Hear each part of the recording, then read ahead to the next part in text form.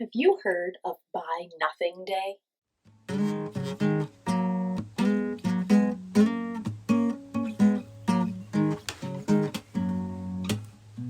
When I have a worry-filled mind, I like to wander outside. No telling what we might find. Birds calling, worms crawling, leaves falling down from above. Oh, I plant my feet on the ground. I keep my head in the clouds.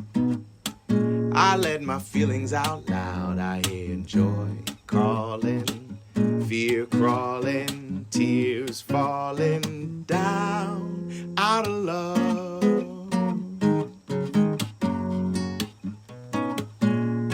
Welcome, friends. This is A here. I'm so glad you decided to join me today. We're going to start by checking in with our brains and bodies and notice how we're feeling. When we take time to listen to the messages that our bodies are sending us, we can name our feeling or emotion. We can start to feel more comfortable, more settled, and lighter. And so today we're going to use our color zones to help us. You may remember that each zone represents a different way we might be feeling. There are no good or bad zones, and we move throughout the zones during the day and during our week. Now, there are times when we feel stuck in a zone or we feel really overwhelmed or weighted down by one of the feelings we're feeling, and that means that we might want to try some tools or strategies or ways for us to feel more comfortable, to feel more settled in our bodies. We talk about a lot of different ways on my show, especially at the end when we do a mindful moment together. So if you haven't already subscribed, please do that now. And if you haven't already seen some of my mindful moments, after you watch this video, go back and check those out and see if you can find some that really help your brain and body feel comfortable. Like I said, today we're going to check in with our color zones. So let me remind you what they each mean. The red zone means that you are feeling out of control. Everything is really overwhelming. You might be feeling angry. You might be feeling frustrated or disgusted. You might be feeling like things are so crowded in your brain that you can't think clearly or you can't do the thing or the job that you have in front of you. The yellow zone means that you're feeling like you're starting to lose control. Maybe things are feeling confusing. Maybe you're feeling a little bit anxious or worried. Maybe you're unsure about what's happening or what's going to happen next. The green zone means that you're feeling really comfortable. You're feeling focused or confident. You're able to think clearly. And the blue zone means that you're feeling a bit sad. Maybe you're feeling lonely. Maybe you're feeling unwell or sick. You might be feeling tired. You might be feeling bored or shy. As I said, there are no good or bad zones, no good or bad feelings. So however you're feeling right now, go ahead and find an object that matches that color zone. I'll do the same.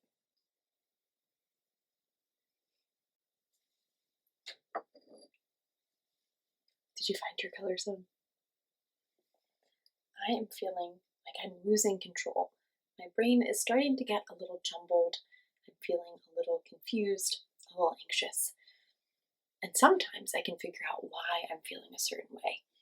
I have a lot going on this week and a lot of things to do before I visit some family, and so I think that's why I'm feeling in the yellow zone right now. But other times I feel in the yellow zone or the red zone or the blue zone or the green zone, and I might not know why, and that's okay too. It still helps us to identify and figure out what zone we're in, or even name the feeling we're feeling. So go ahead and practice that if you haven't, and try it a couple times throughout the day. The more you practice, the better you'll start to feel about being able to do it with ease. Now, one way we can all help our brains and our bodies feel more comfortable or move toward that green zone is by moving our body, raising our heart rate, and moving around or exercising. It actually helps us get out of our head and feel less stuck. And so we always practice moving together. And one way we do that is by checking in with our friend Fig. Fig always shows us one of the moves that we'll do. And they ask us to look or observe and see what shapes they're making with their body or what muscles they're using. And then we have to think about it and maybe make some guesses before we find out. So we will start with squats before we do figs moves. And squats are when we stand up and bend our legs almost so they make a right angle. And that helps make our leg muscles really strong to help us walk and run. We're going to do 11 squats because it's still the month of November. So if you're able, stand up and count up to 11 with me as we squat. 1, 2, 3, 4, 5, 6, 7, 8, 9, 10, 11. Amazing job, friends. Now we have Fig's move to do. And it looks like Fig has their hand on their hip and their arm is stretched to the side. Fig, are you doing side stretches? Fabulous. So friends, you can do these sitting or standing. All you have to do is make sure your upper body is tall. So if you're standing, stand up tall. If you're sitting, sit up tall. And you can do side stretches, but do it one side and then the other, staying on one side, whatever feels good for you. Now we had 11 moves before, and we're counting down. What number comes before 11? 10. Nice work. We're going to do 10 side stretches. Ready? 1, 2, 3, 4, 5, stretch, stretch, 6, 7, 8, 9, 10. Fabulous work, friends. And finally, we have some inverse push-ups, or backwards push-ups. You may have seen that we've done these before, and in order to do them, you need a chair or a couch or a low table to put your hands flat on. And you'll stretch your legs out in front of you. You'll almost make a big slant with your body. And then you're going to do some backwards push-ups. Now, this will help build up your arm muscles so you can write and throw and catch a little bit better. Let's do, how many backwards or inverse push-ups? We had 11, then 10. What's one less than 10? 9. All right, let's get to work. 1, 2, 3, 4, 5, 6, 7, 8, 9. Incredible job. Friends, thanks for raising your heart rate and moving your body with me. Anytime you do that and you feel your heart beating faster or your breath getting shorter, once you're done, it's really helpful to take some cool down breaths. You can listen for a bell, and when you hear it, breathe in big and slowly let the air out.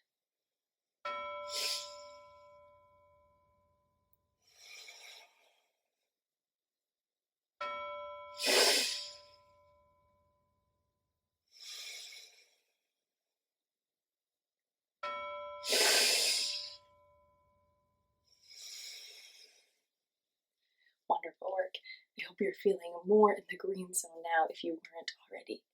Now, at the beginning of this episode, I asked if you've ever heard of Buy Nothing Day, and I have to say it is one of my favorite days to celebrate throughout the year, and I have a message to help us learn a little bit more about it. Be on the lookout for those onomatopoeias, alliterations, and spoonerisms in our message today. Dear creative kids, did you know that there are infinite, incredible ways we can give gifts? We can create cool crafts, share exciting experiences, cook marvelous meals, and many more. To celebrate Buy Nothing Day, I want to encourage you to think through the next gift you're going to give and how you can create, collect, or concoct something instead of buying it. You might also be able to spot fabulous finds from your local Buy Nothing group. Let's learn more creative ways to reduce our consumption, buying, celebrate our creativity, and help our community, big and small. Love, Mrs. A. Did you spot any of those silly spoonerisms? Those interesting alliterations or sound words, onomatopoeias? If you're unsure about what those are, go back and check out some of my previous episodes to learn a bit more. Now, as I mentioned in today's message, we are going to talk about Buy Nothing Day, a day that I think is so fun to celebrate. Now, a lot of people are going to be celebrating some holidays. If they haven't already, there's some coming up toward the end of the year. And instead of buying people things, going to the store and getting something new that actually takes energy and materials from our earth, we can create new things. Or we can design experiences like creating a game with our friends or family, or going to visit a special place like a museum or zoo. And so I wanted to share some books with you that really got me thinking about all the different ways we can be creative. We can use what we have, or borrow things from our neighbors, or reuse something that already has had a lot of use or life to it. And one of the first books I wanted to share with you has some really simple and wonderful ideas that I think we can all do right now. It's called Don't Throw That Away.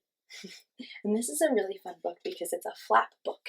We'll see that. I'll pull down some flaps and they'll show us some creative ideas. Don't Throw That Away is a book by Laura Bergen, illustrated by Betsy Schneider. And I have marked a couple of pages with some great and simple ideas for us.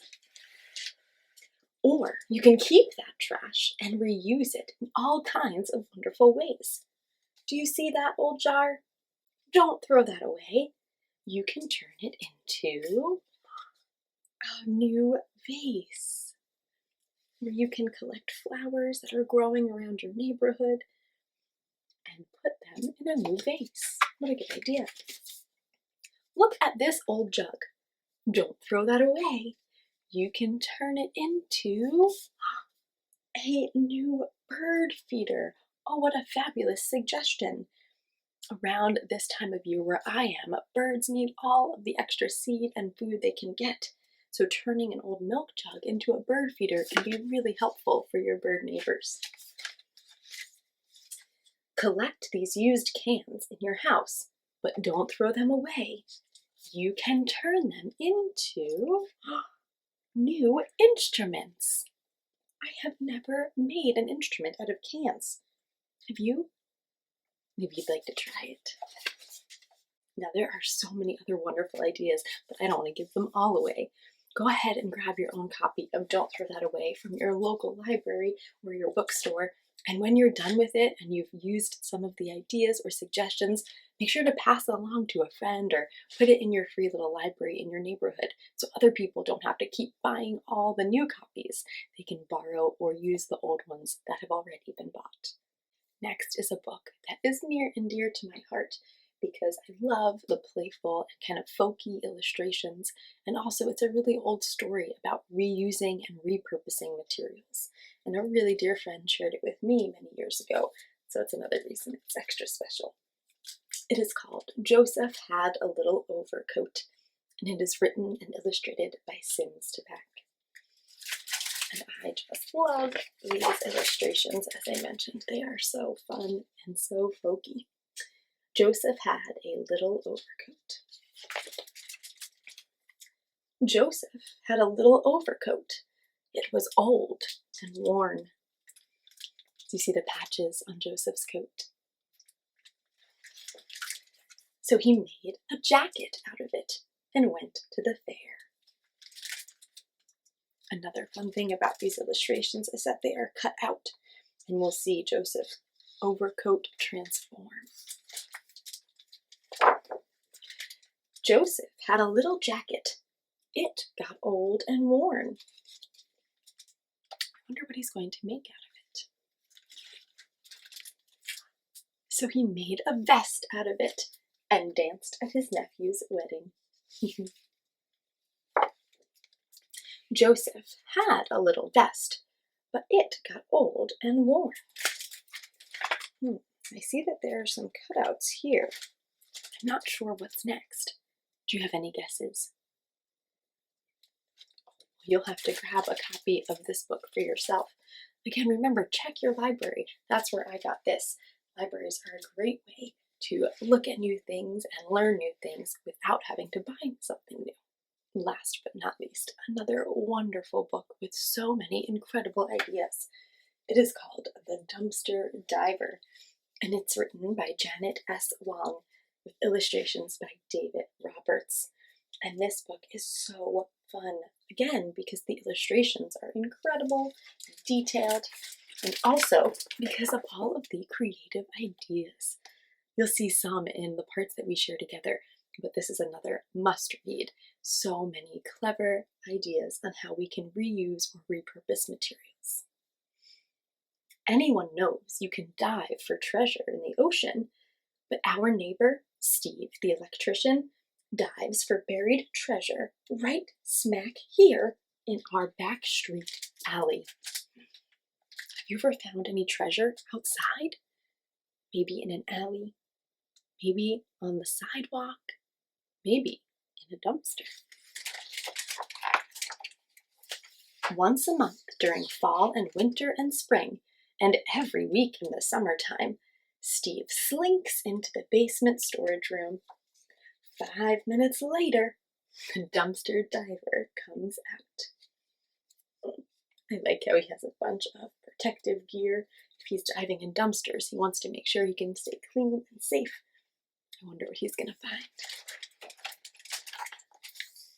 Thursday is trash day, but we do our real work on weekends. Last Saturday, we started with a pair of busted skis. I see those busted skis. Johnny drew, Lena measured, I drilled holes for nuts and bolts, Steve cut with a saw, and soon we had a paraskater. Oh, what a neat invention!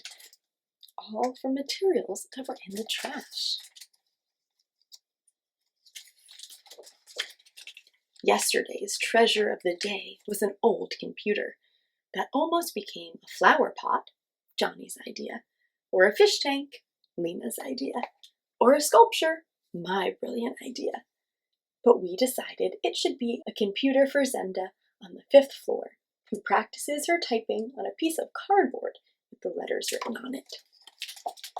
Oh, what a nice way to help make somebody feel happy.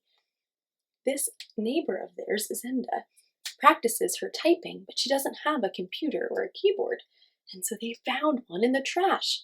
And instead of repurposing it or making it something new, they were able to give it to someone who could reuse it, use it again. This book has so many other wonderful ideas, so definitely grab a copy of The Dumpster Diver for yourself and see if you are inspired to dive in your dumpsters or check out your trash and maybe make something new and incredible. Now, just like the character in our book, make sure you are with a grown-up and you are being safe. We would never want to hurt ourselves if we are getting materials from the trash or even the side of the road. Make sure that it is safe and that you are being really careful if you collect things. Of course, clean the things that you collect before you reuse them, just like in our Don't Throw It Away book as well. Now, you don't even have to go find trash. You can use something you already have, like Joseph and his little overcoat. So be creative and be observant. Look around and see what you can use and see what you can find on this Buy Nothing Day. One thing we're going to do right now is practice looking and being observant. And we are going to do a 1-minute mindful moment where we look for gifts that have been made or repurposed. Maybe it's something you made someone. Maybe it's something that someone made for you.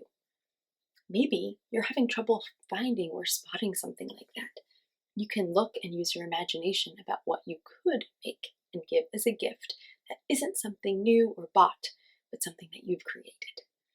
We'll spend 1 minute looking around and seeing if we can find even pictures or memories of special experiences that people have shared with us that weren't bought from a store.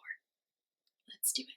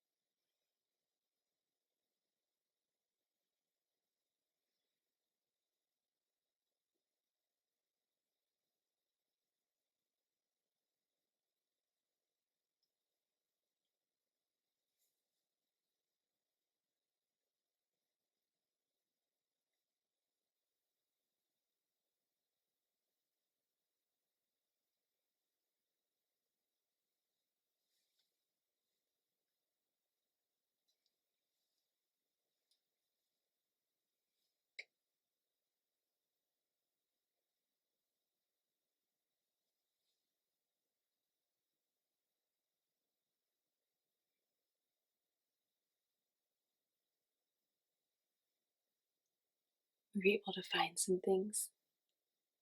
How did they make you feel? Me too. I noticed some gifts that were made for me. They made me feel so special and loved. They also made me think about the memories of me making some of those things with other people. Can you spot one example in your space right now? Is it connected to a memory or a time that you spent with someone? Or is it making you think of someone special who shared it with you? Thanks so much for noticing and looking around your space. If you're feeling stumped, that's okay. You can try looking in a different space later. Or, as I mentioned, you can always go back and watch my previous episodes where we practice different mindfulness moments. You can try finding one that works well for your brain and body. Thank you so much for visiting with me today. I hope you are inspired and encouraged to create something instead of buying something new.